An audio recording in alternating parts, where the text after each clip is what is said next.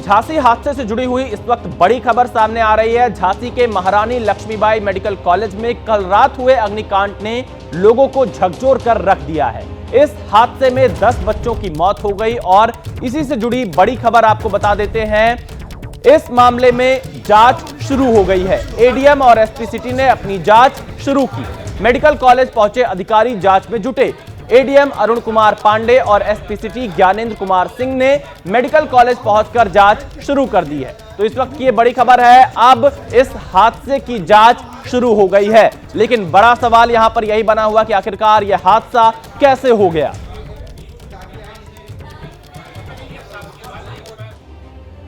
झांसी अग्निकांड में कई सवाल लगातार खड़े हो रहे हैं। आप यह भी कह सकते हैं अग्निकांड में सवालों की लपटें हैं और इसके लिए कौन कौन से बड़े सवाल हैं आपको बताते हैं। आग ने इतना बड़ा रूप कैसे ले लिया, पहला सवाल यही है। दूसरा सवाल, क्या आग बुझाने के लिए पर्याप्त साधन नहीं थे, यह एक बड़ा सवाल है। तीसरा सवाल, क्या पुराने ऑक्सीजन सिलेंडर इस्तेमाल हुए, यह एक तीसरा सवाल यहां पर खड़ा हो रहा है। चौथा सवाल है मेडिकल कॉलेज में एक्सपायरी डेट के फायर जो एक्सटिंग्विशर थे उनका क्या इस्तेमाल किया गया, ये यहां पर जानकारी सामने आ रही है। आग लगने के बाद सेफ्टी अलार्म क्यों नहीं बजा, यह भी एक बड़ा सवाल यहां पर उठ रहा है। क्या शिशु वार्ड का फायर सेफ्टी ऑडिट हुआ था, यह एक बड़ा सवाल है जो कि प्रशासन से पूछा जाएगा।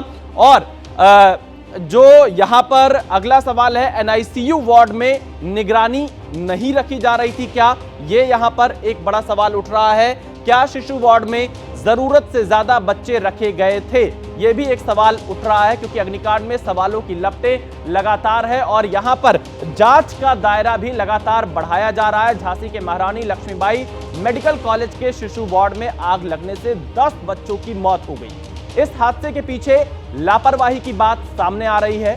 अस्पताल में जहां आग लगी वहां एक्सपायरी डेट के आग बुझाने वाले सिलेंडर रखे हुए थे। बताया जा रहा है कि आग बुझाने वाले ये सिलेंडर 4 साल पहले ही एक्सपायर हो चुके हैं। एबीपी न्यूज संवाददाता अंबुज पांडे की यह रिपोर्ट देखिए। झांसी मेडिकल कॉलेज में हादसे के बाद हम उसी वार्ड में आए हैं जहां पर ये एनएसआईयू वार्ड है, जिसमें बच्चे भर्ती थे आईसीयू वार्ड में। यही वो वार्ड है, देखिए किस तरह से यहाँ पर अब सील लगा दी गई है। यहीं पर वो मंजर था, यहाँ पर भगदड़ मची थी। यहाँ पर जो परिजन थे वो यहाँ लेटे थे, उनकी चप्पल वगैरह यहाँ पर स्लीपर उनकी रखी हैं।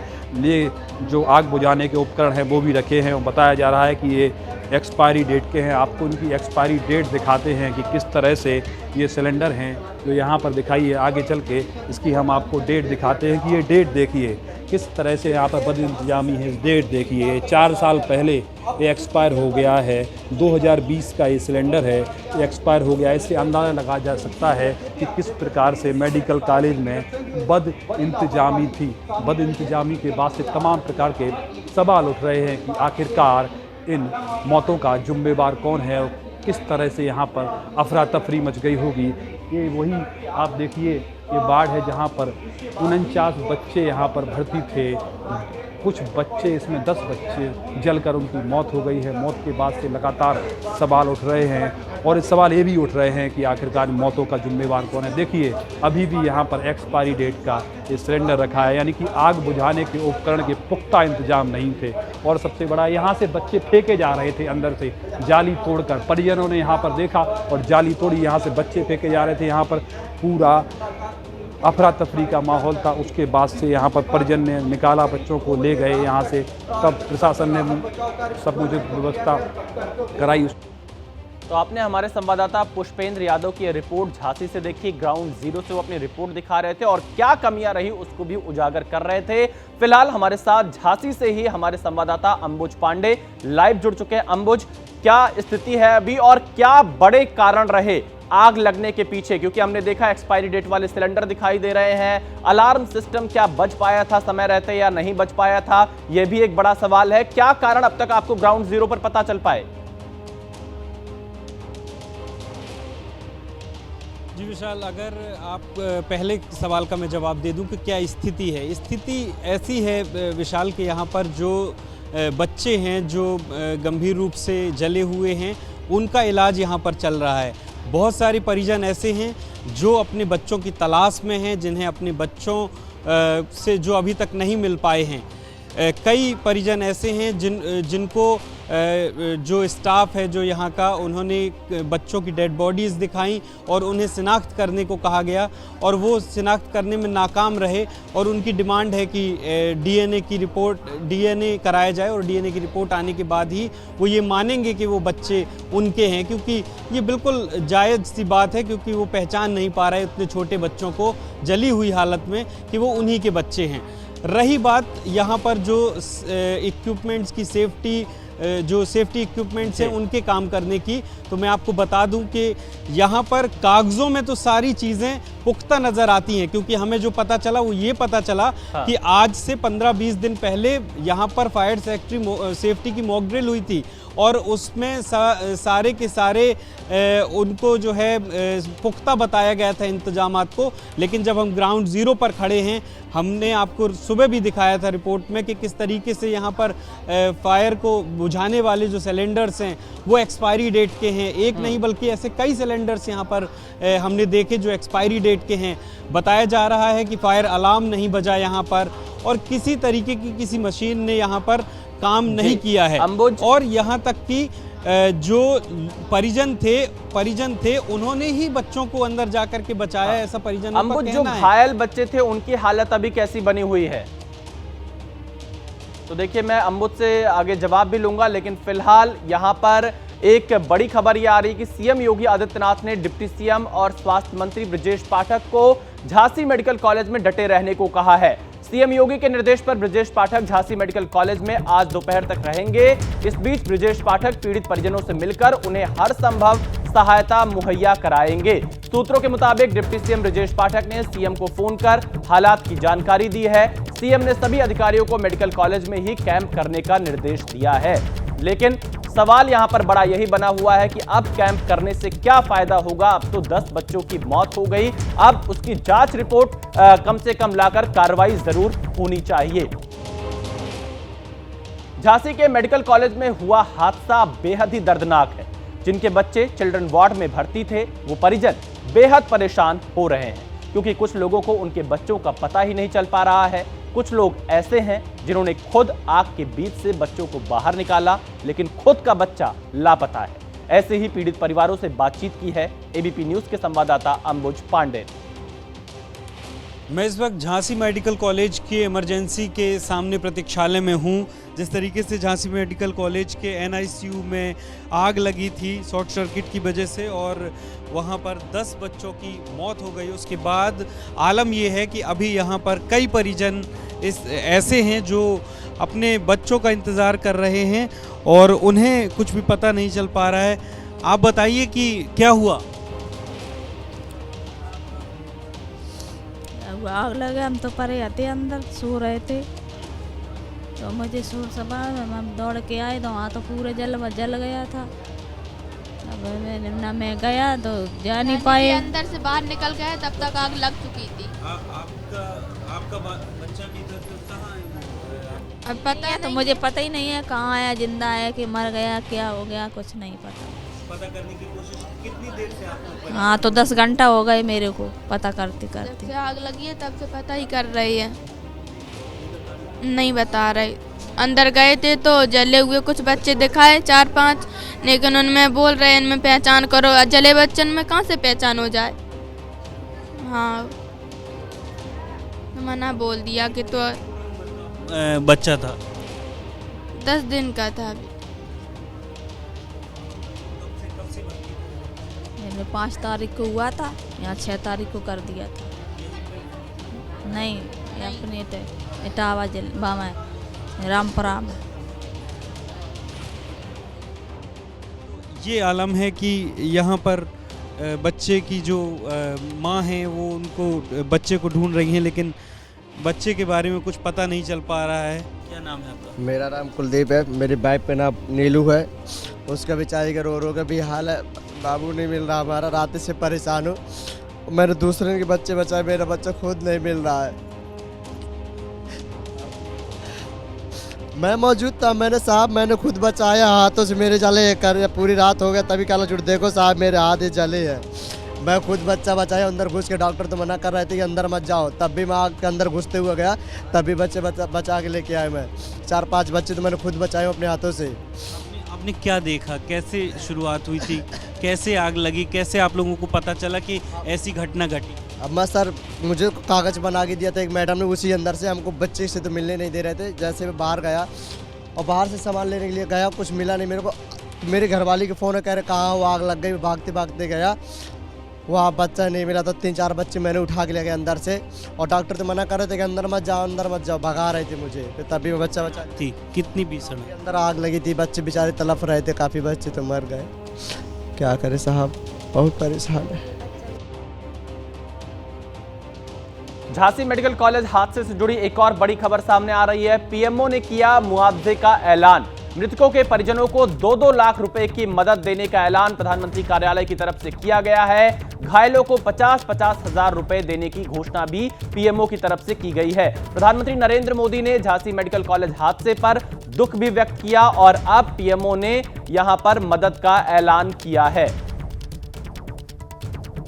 एक और बड़ी खबर सामने आ रही है। झांसी के लक्ष्मीबाई मेडिकल कॉलेज में आग के मामले में सीएम योगी आदित्यनाथ ने मुआवजे का ऐलान किया है। मृतकों के परिजनों को 5-5 लाख रुपए का मुआवजा, घायलों को 50-50 हजार रुपए की मदद की घोषणा की है। सीएम ने अधिकारियों को पीड़ितों की मदद के आदेश दिए हैं। शिशु वार्ड में आग लगने से 10 मासूमों की मौत हुई थी, जिस पर अब यूपी सरकार ने भी मुआवजे का ऐलान कर दिया है।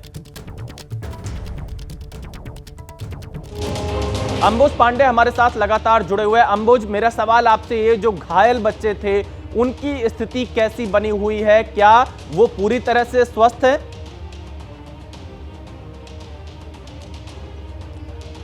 देखिए विशाल, अभी लगता है अंबुज के साथ कुछ तकनीकी समस्या आ रही है, अभी हम उनके साथ दोबारा जुड़ेंगे। लेकिन झांसी मेडिकल कॉलेज में जो शिशु वार्ड में आग लगी उसमें 10 नवजात बच्चों की मौत हुई है, जिसके बाद से अब इस मामले में जांच शुरू हो गई है। लेकिन कई सवाल लगातार खड़े हो रहे हैं। सवाल यह है कि आखिरकार अलार्म सिस्टम बजा था या नहीं बजा था, या फिर जो एक्सपायरी डेट वाले मेडिकल जो इक्विपमेंट्स वहां पर दिखाई दे रहे हैं उनको लेकर भी सवाल खड़े हो रहे हैं। झांसी मेडिकल कॉलेज में हुए अग्निकांड ने 10 बच्चों की जान ले ली। एक परिवार ऐसा है जिनका बच्चा 10 घंटे से ज्यादा वक्त बीतने के बाद भी नहीं मिल रहा है। परिवार परेशान है और बच्चे की मां बेसुध है। एबीपी न्यूज संवाददाता पुष्पेंद्र यादव की यह रिपोर्ट देखिए। झांसी मेडिकल कॉलेज में हुए भीषण अग्निकांड के बाद आपको एबीपी न्यूज लगातार पड़ताल कर रहा है ग्राउंड जीरो पर जाकर। एक महिला है, ये महिला कल से बराबर चक्कर काट रही हैं। इनके बच्चे का अभी भी पता नहीं चल पाया।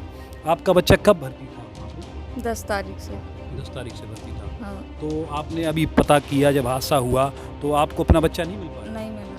तो क्या स्थिति थी, कैसे आग लगी, कब जानकारी मिली आपको? तुरंत ही जानकारी, जैसे ही आग लगी जी तो एक जो लेडीज गई थी अंदर, उन्होंने नहीं बताया, स्टाफ वालों ने, वो लेडीज ने हल्ला किया। तब हम लोग बाहर ही थे, दूर नहीं थे, तो तुरंत दौड़ के गए। तो वो स्टाफ वालों ने पहले तो धक्का मार के निकाला, बाहर जा बाहर। फिर आग ज़्यादा देखते हुए जो हमारे दामाद थे, लड़की की लड़की है मेरी, तो वो धक्का दे के अंदर गए। जो भी जिसके साथ में परिजन थे धक्का मार के अंदर गए। किसी ने खिड़की का कांच तोड़ा, जैसे करके निकाले बच्चे, कोशिश की। फिर राउंड से ऐसे आया मेरा दामाद, इधर से गया तो एक खिड़की सामने ये भी तोड़ी, उसके तोड़ के उसने सीधी ट्राली खिसकाई, बहुत से बच्चे निकाले, पर मेरा बच्चा नहीं। तो देखिए, झांसी में जो ये दुखद घटना हुई है, दुखद हादसा हुआ है, इसके बाद कई सवाल लगातार खड़े हो रहे हैं, क्योंकि शिशु वार्ड में आग लगने से 10 बच्चों की मौत हो गई है और फिलहाल इस मामले की जांच अलग अलग टीमें कर रही हैं। यूपी के डिप्टी सीएम ब्रजेश पाठक झांसी के मेडिकल कॉलेज में मौजूद हैं और उनका यह बयान आया कि घटना के दोषियों पर कार्रवाई होगी। लेकिन सवाल यह है कि अस्पताल में आग लगी, इसका जिम्मेदार कौन है? क्या समय समय पर जो तमाम इक्विपमेंट्स होते हैं अस्पतालों में उनकी सही तरीके से जांच नहीं की जाती है? यह एक बड़ा सवाल खड़ा हो रहा है।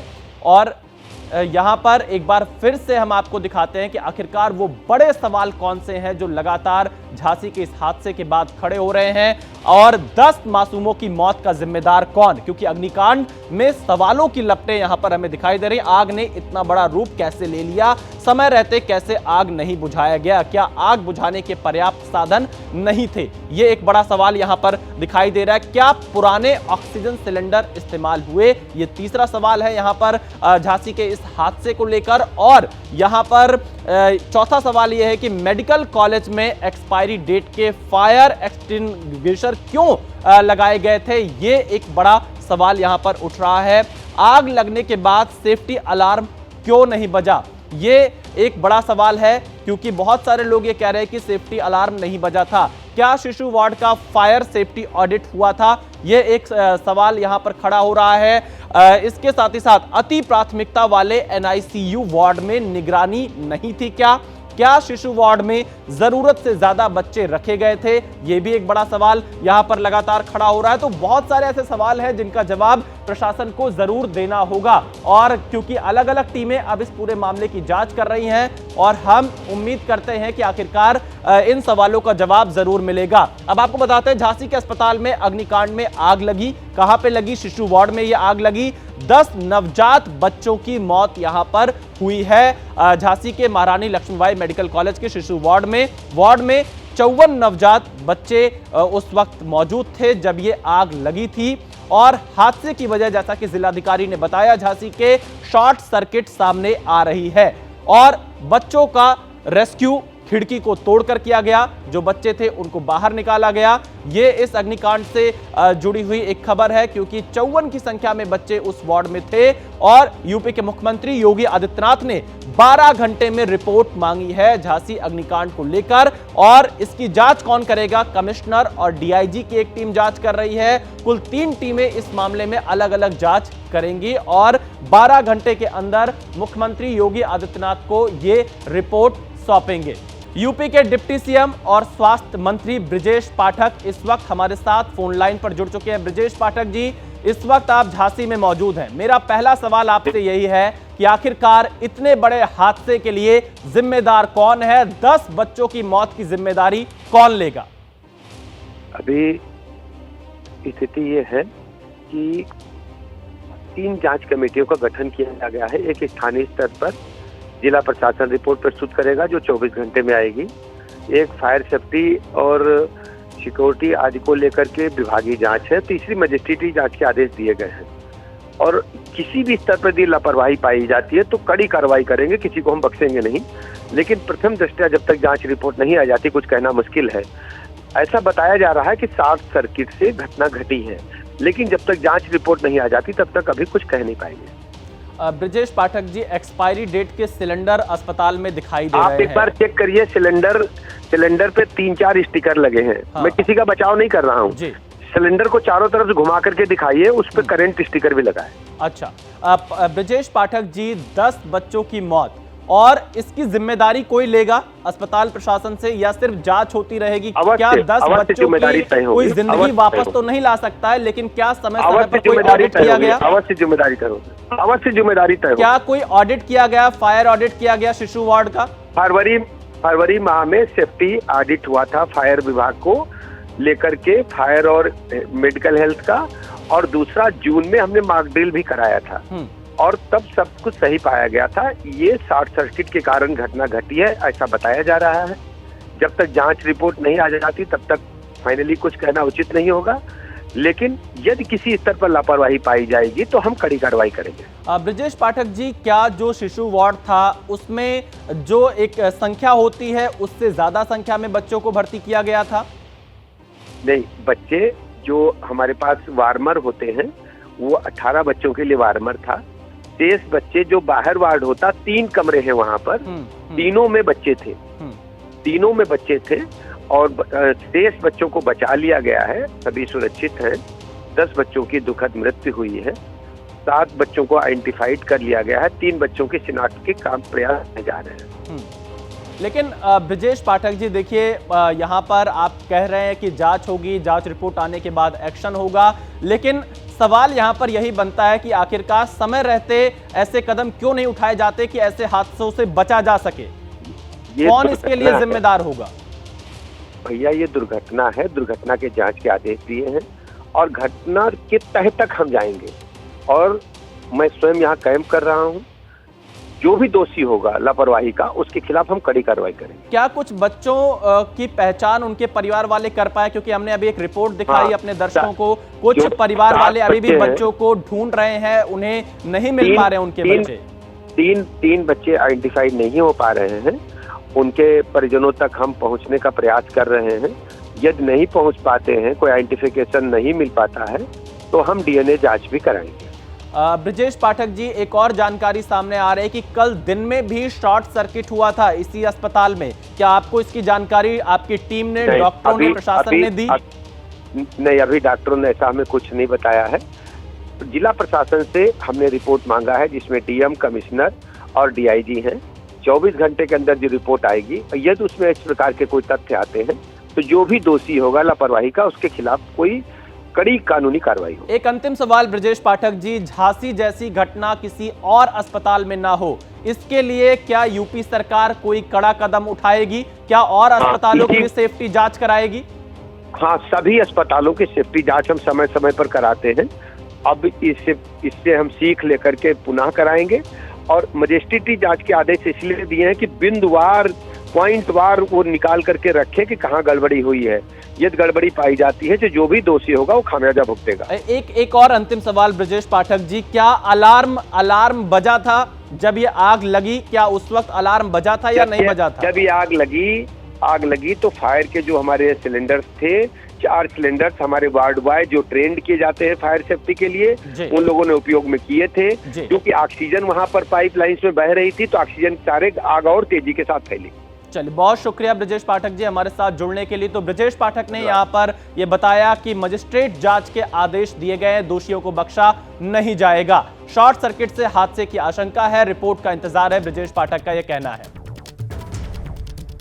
आगे बढ़ते हैं अगली खबर की ओर। दिल्ली के नंद नगरी में युवक की हत्या हुई है। लड़की से छेड़छाड़ का विरोध करने पर यह हत्या हुई है। पुलिस ने दोनों आरोपियों को गिरफ्तार किया। आरोपियों के पास से हथियार भी बरामद हुए हैं। तो ये इस वक्त की बड़ी खबर सामने आ रही है दिल्ली से। दिल्ली के नंद नगरी में युवक की हत्या हुई है।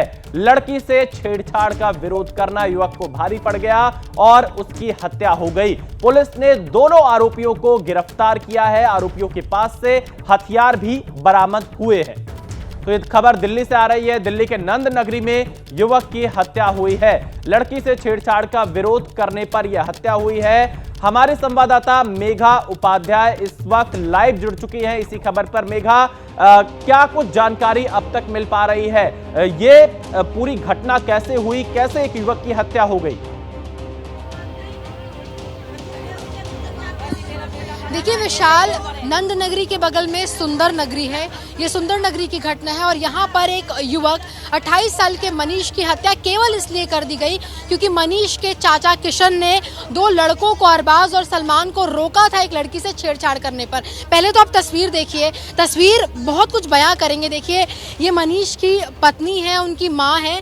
मनीष के 2 छोटे बच्चे हैं, 2.5 साल की बेटी और 2 महीने का बेटा है। और हालात देखिए मनीष की माँ और उनकी पत्नी की क्या हो गई है। वो कहना चाहते हैं, क्या मैं उनसे बात करती हूँ? पहले जरा सा जगह दे दीजिए। क्या कहेंगी माँ जी, आप क्या कह रही थी अभी? मुझे फांसी चाहिए चारों की, जैसे मेरा बेटा गया है मुझे भी ऐसी चाहिए। हमारा मनीष की माँ है विशाल, ये क्या कह रही है? मुझे फांसी चाहिए, मेरा बेटा तो गया ही, उन्हें क्यों वो भी मारेंगे। आप कुछ कह पाएंगी?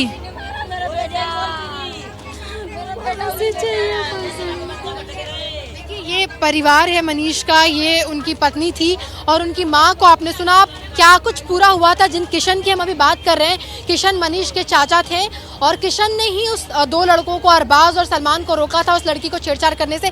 हम किशन से आपकी बात कराते हैं, वो भी यहीं ठीक सामने मौजूद है। वो आपको बताएंगे पूरी घटनाक्रम। किशन के सामने उनके भतीजे की हत्या कर दी गई, पहले गला काटा गया और बाद में उसको हॉस्पिटल में मनीष की मौत हो गई। ये किशन है हमारे साथ, अभी हम लाइव जुड़े हैं। आप जरा बताएंगे कि क्या कुछ हुआ था कल? आपको सब देख रहे हैं अभी। अभी आप वही बाइट डाल दो मैडम, मैं बोल नहीं पाऊंगा। आप वही मैं कह रही हूँ कि अभी हम लाइव है। पहले जो बाइट लिया था रिकॉर्डेड था, अभी आप बता दीजिए अगर कि क्या हुआ था कल, कैसे शुरू हुआ था कल।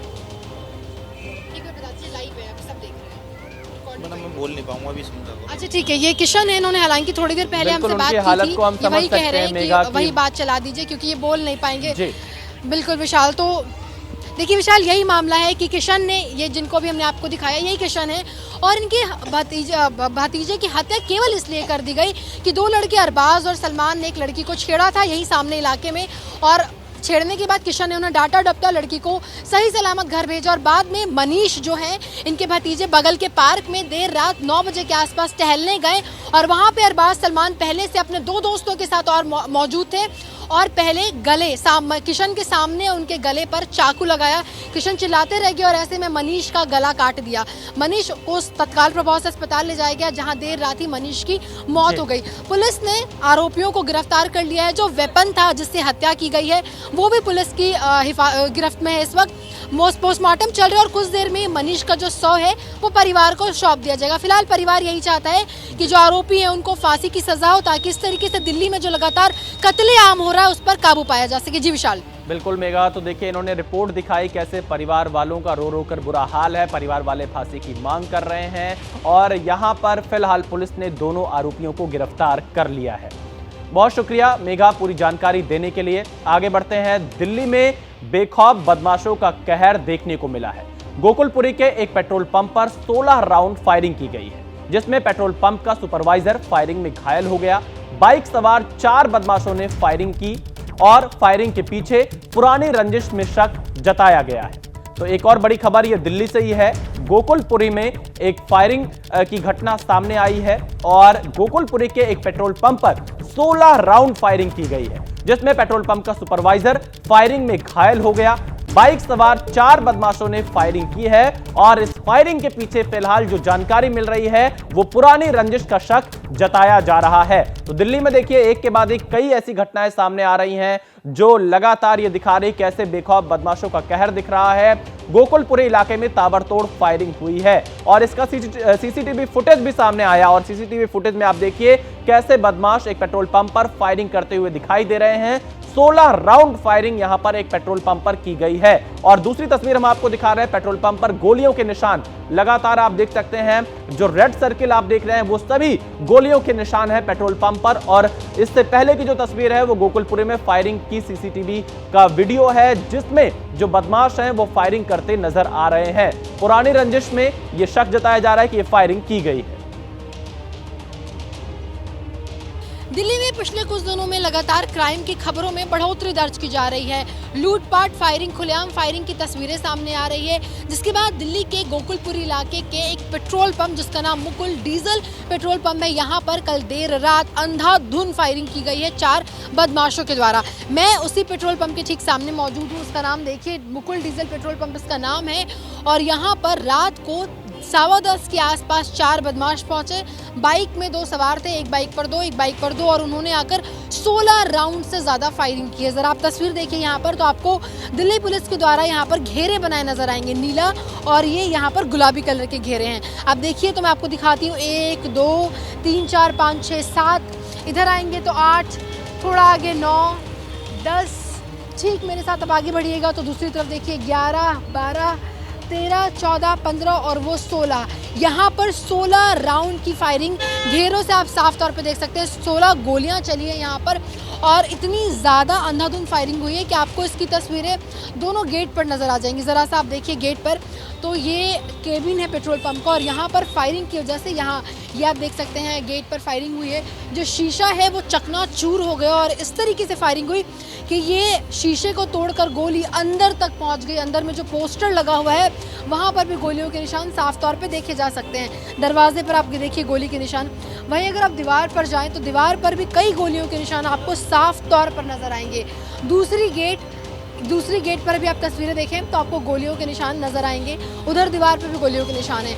और इसी केबिन के अंदर यहाँ का जो सुपरवाइजर है अंशुल राठी, वो बैठे हुए थे शाम के वक्त और गोली उनको छूते हुए अंदर गई है और शीशे की वजह से उनको चोट आई है। हालांकि उनकी हालत इस वक्त बेहतर बताई जा रही है। उनको तत्काल प्रभाव से देर रात ही जीटीबी नगर अस्पताल में एडमिट कराया गया था, जहाँ पर अभी उनकी हालत स्थिर है।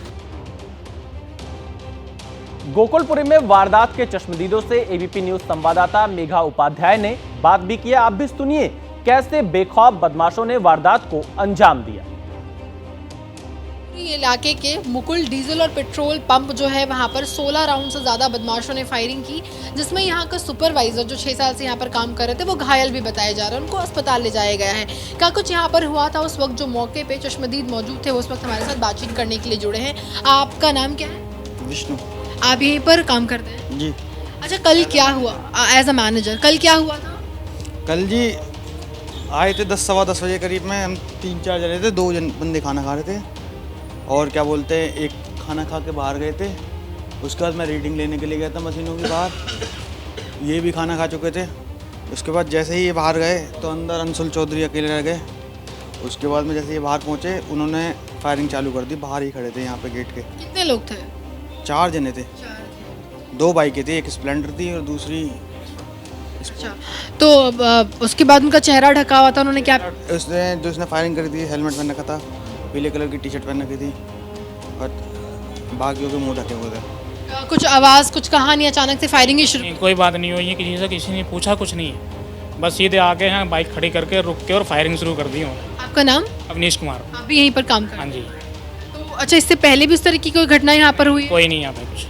बताया जा रहा है कि जो मालिक है हरीश चौधरी जी, उन पर निशाना बनाया गया। हाँ जी। कुछ इसके बारे में और जानकारी है? नहीं। और जिनको गोली लगी उनको गोली लगी या फिर चोट लगी है? गोली क्या बताया कि वो कांच भी लगा थोड़ा सा और वो छू के निकल गई गोली थोड़ा। अच्छा, जो ठीक है उनकी हालत? ठीक है, इस समय कोई तकलीफ नहीं है? कुछ नहीं। अच्छा, तो बदमाशों को पकड़ने की कोशिश या कोई इनके पीछे गया था? नहीं, कोई नहीं। आप लोग वहाँ पर आप लोगों ने उस टाइम क्या किया? आप लोग यहाँ पर थे या फिर यहाँ से निकल गए? हम तो यहाँ से भाग गए थे बराबर अपने। अब आगे बढ़ते हैं महाराष्ट्र की ओर, जहां पर इन दिनों कथित वोट जिहाद के नाम पर सियासत गर्म है। इसी सियासी संग्राम में बीजेपी नेता किरीट सोमैया ने एक विवाद और जोड़ दिया है। और बड़ी खबर यह है महाराष्ट्र चुनाव से जुड़ी हुई कि बीजेपी ने मौलाना सज्जाद नोमानी की शिकायत की है।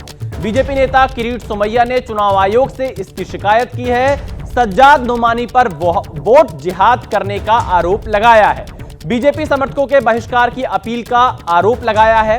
बीजेपी ने सज्जाद नोमानी का वीडियो भी शेयर किया है। तो देखिए, किरीट सोमैया ने चुनाव आयोग से शिकायत की है।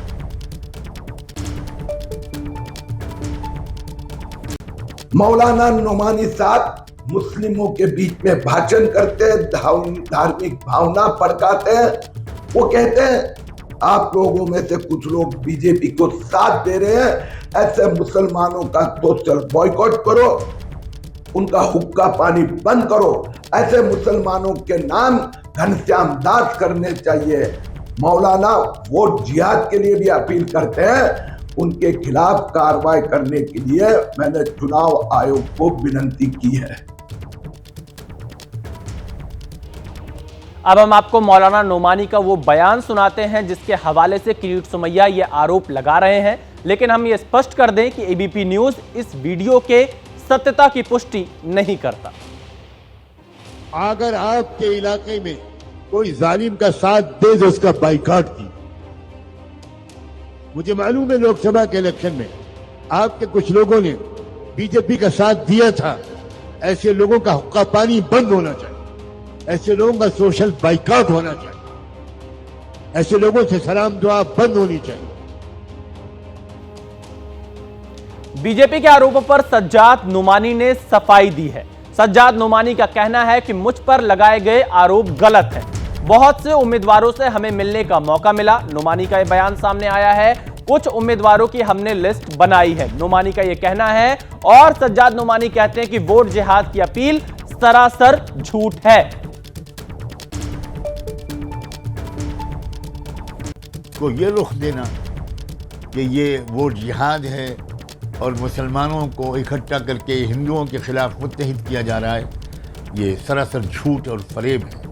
और मैंने कल बात भी कही कि ये कैसा वोट जिहाद है जिसके सिपह सालार हैं सिपह शरद पवार, जिसके अजीम सिपाहियों में हैं उद्धव ठाकरे, राहुल गांधी, नानाजी पटोले।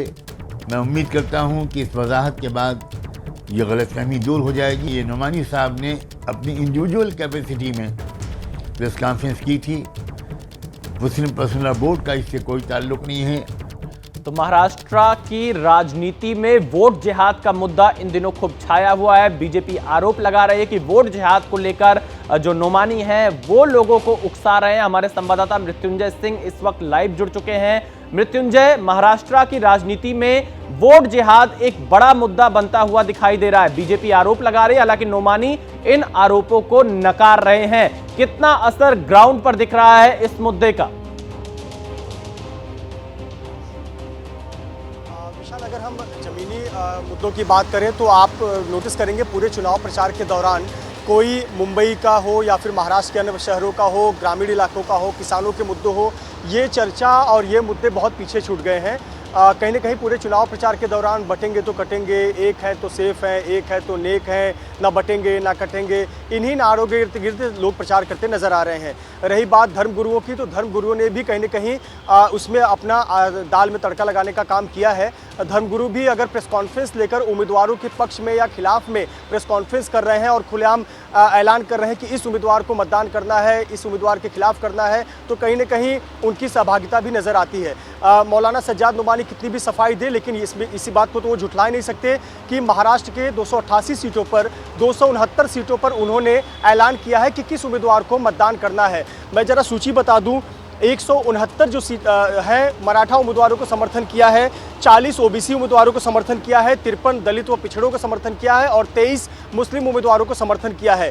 ये जो समर्थन किया है ये सभी एंटी बीजेपी उम्मीदवार हैं, यानी बीजेपी के खिलाफ जो लोग लड़ रहे हैं ऐसे लोगों का समर्थन मौलाना सज्जाद नुमानी ने किया है। जब अगर मौलाना सज्जाद नुमानी खुलकर प्रेस कॉन्फ्रेंस लेकर ऐसे एंट्री कर ये कह रहे हैं कि इन्हें वोट करना है और इनके खिलाफ वोट करना है, तो कहीं ना कहीं धार्मिक एंट्री भी हो ही जाती है। नेता तो कर ही रहे हैं, धर्मगुरुओं का भी इस प्रकार से शामिल होना बताता है कि चुनाव के मुख्य मुद्दे पीछे छूट गए हैं और ध्रुवीकरण पर ये पूरा चुनाव होते नजर आ रहा है। बहुत शुक्रिया मृत्युंजय। तो चुनाव में मुख्य मुद्दे पीछे छूट रहे, ध्रुवीकरण एक बड़ा मुद्दा बनता हुआ महाराष्ट्र में दिखाई दे रहा है। बड़ी खबर आ रही है गुजरात के अहमदाबाद से। गुजरात के अहमदाबाद में आग से एक महिला की मौत हुई है। सांस लेने में दिक्कत के कारण 23 लोगों को अस्पताल में भर्ती कराया गया है। स्कॉन प्लैटिनम के एम विंग में लगी थी आग। ये खबर है गुजरात के अहमदाबाद से, एक महिला की मौत हुई है।